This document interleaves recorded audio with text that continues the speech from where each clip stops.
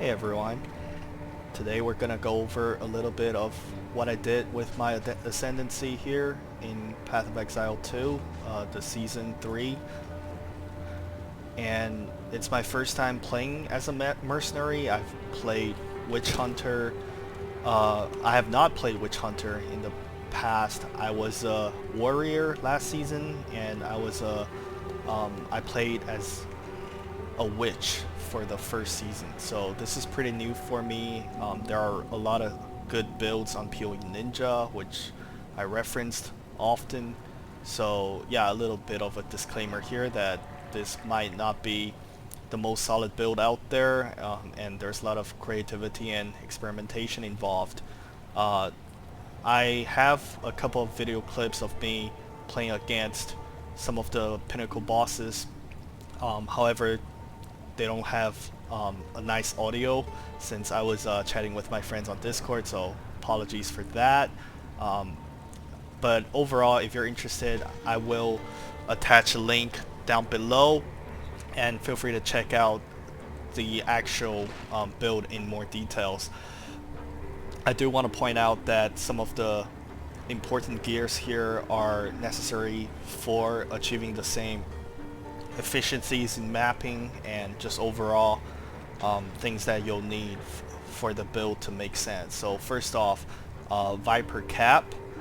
This thing gives you additional buff when you are surrounded, and surrounded is counted as when you have at least 5 enemies within 3 meters of you. However, this one has a higher roll. It requires 5 fewer enemies in order to be surrounded, so basically I'm always being counted as surrounded with this Viper Cap. And go into the tree here, there will be 2 main clusters for the surrounded build. One is over here. It increased the surrounded area of effects, 20% increase attack speed, and some of the smaller nodes here increase armor, increase attack damage, and increase damage again. So another cluster here, which is very nice because you can increase the effect of the cluster with a jewel, increase effect of small passive skills tree inside the radius. So here there are additional buffs that if you use a Viper Cap, it really increases your movement speed, attack speed with Crossbow. Again, similar things here, 100% attack damage, and this is I guess a very big number for like a single notable. And more on the defensive layers down below, there are increased armor, evasions, things like that. And the point I'm trying to make is I'm using pure armor build for this because this season armor builds are just way cheaper since more people are using evasions. For now, I'm just going with armor since overall it makes the build more budget friendly. I have about 13,000 armor, which is an estimated reduction of 77% of physical damage. Another important stats here is estimated elemental damage reduction against hits. So nowadays armor also applies to elemental damage, as you can see in my body armor, the implicit, and one of the suffix here. It helps me use my armor against elemental damage, which is quite nice. And with that, I also on my helmet I have a socketed rune. 30% of armor applies to cold damage. On glove, 30% of armor applies to fire damage, and on boots, armor applies to lightning damage. With these 3 runes on different body parts, you can really get 84% of estimated elemental damage reduction, which is crazy. So right now, if I ever die, it's usually due to physical hits rather than elemental damage, which is pretty surprising for this build. And yeah, other than that, for Crossbow, ideally you want a high level projectile skill base, and this is the nicest base you can get, Siege Crossbow, because it fires additional grenades, or if you're using a grenade skills, this is nice. and ideally you want a flat physical damage and also an increased physical damage prefix, and the third one doesn't really matter, it can be increased elemental damage, ideally the higher tier the possible.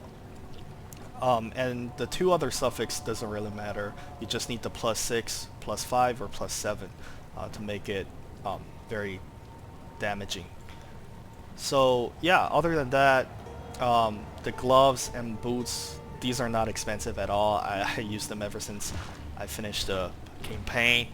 I'm trying to get a headhunter soon, since that can make mapping so much more efficient.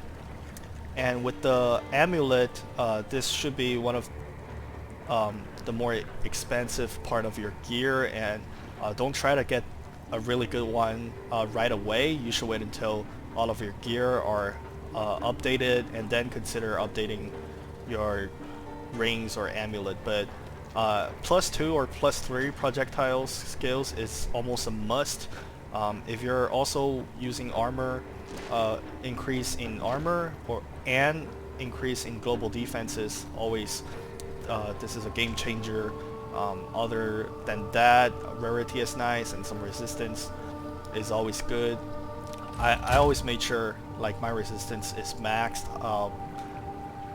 at least until when I get the headhunter, since if you get the headhunter, all those buffs that you have on you can, you don't necessarily need everything.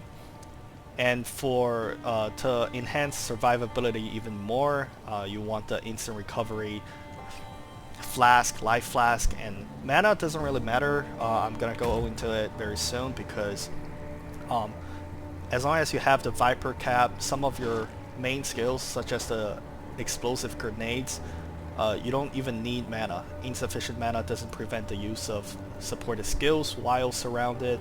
That means I can fire, I mean, there's a cooldown delivery, the cooldown time bottleneck, but you don't really need to worry about insufficient mana. As you can see, my mana is drained right now. I can still use my skill. So yeah, that's another reason of why we should get the Viper cap for a very efficient build. So onto my skills, I pretty much use skill rotations a lot, because most of these grenade skills have a pretty long cooldown. For example, cluster grenades, you can only use it twice, and the cooldown time is 4 seconds, so I can fire 2 at a time, and I need to wait until it to finish or refresh. So that's why I use a lot of skill rotations. Explosive grenades, it explodes to a single target almost, and it's very efficient for boss fight and even just regular mapping. And cluster grenade is when you're really facing a big crowd of monsters, you kind of go with this one for a bigger AoE. Other than that, I also have the flash grenade and the voltaic grenade for placing debuffs on enemies. I can't show it here, but with my mortar cannon, it actually alternates between 2 grenade type. Oil grenade, it sprays oil to the enemies, and it basically enhances your damage if you use like explosive grenades or cluster grenades. It creates kind of like a ignited ground, if you will. And also it switches to gas grenade like every second or so. It also basically decrease the resistance of enemies.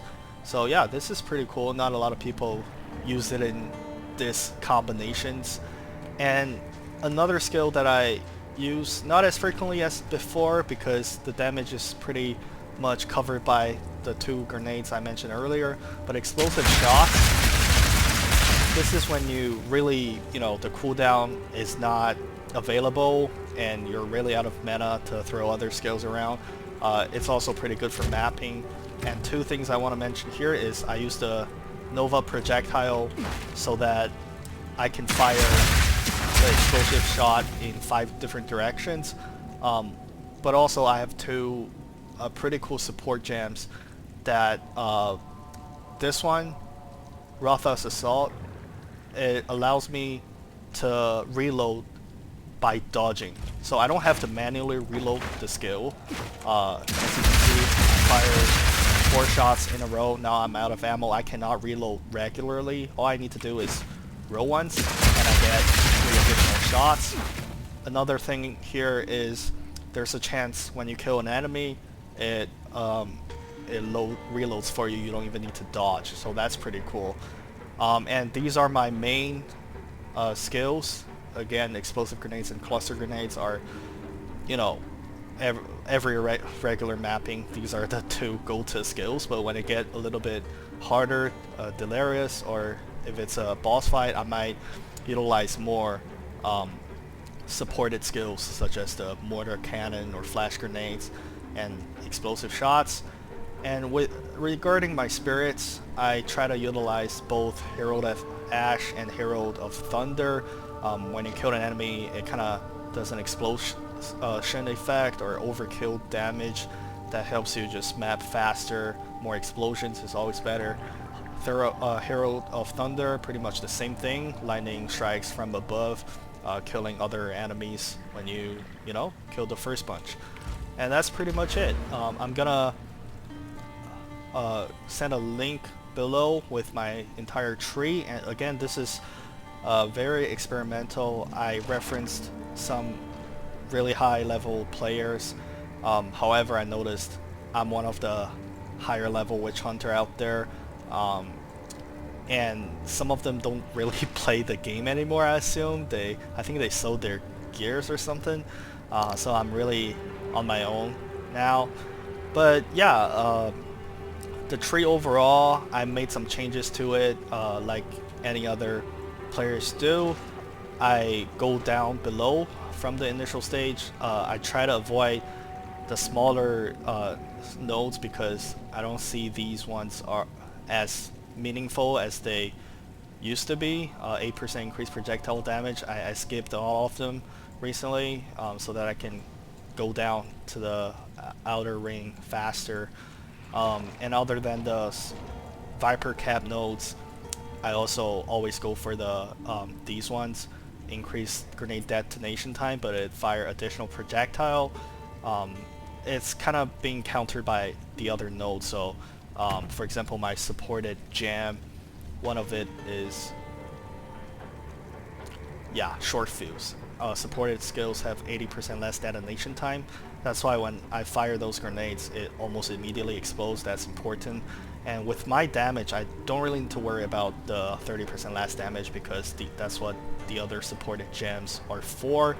So for explosive grenade, I have multi-shot, deliberation, elemental armament, short fuse 2, and defy 2. Pretty much the same thing. Actually, yeah, they're identical when it comes to the support gem. So yeah, and if you want to see my stats, I have about 47.2 movement speed. I got a 35% increased movement speed boots, which is really cool. And in the future, I definitely want to have like the 3-socket boots, but God knows how much that cost. And another thing that I might be able to scale in the future is my life. Currently I'm at about 2200. I've seen players who go above 2500, and that really helps with your effective health pool. You might not necessarily get one shot by bosses, and that's pretty important. And I'm gonna show you clips of me fighting those bots very soon, but here are my Atlas tree this season. As you can see, I finished all the boss missions. I haven't fought the Uber Pinnacle boss, but I did fight Arbiter of Ash Tier 1. I finished all the Expedition, Simulacrum, Rituals, and Breach. So yeah, feel free to comment if you have any questions, and here are some clips.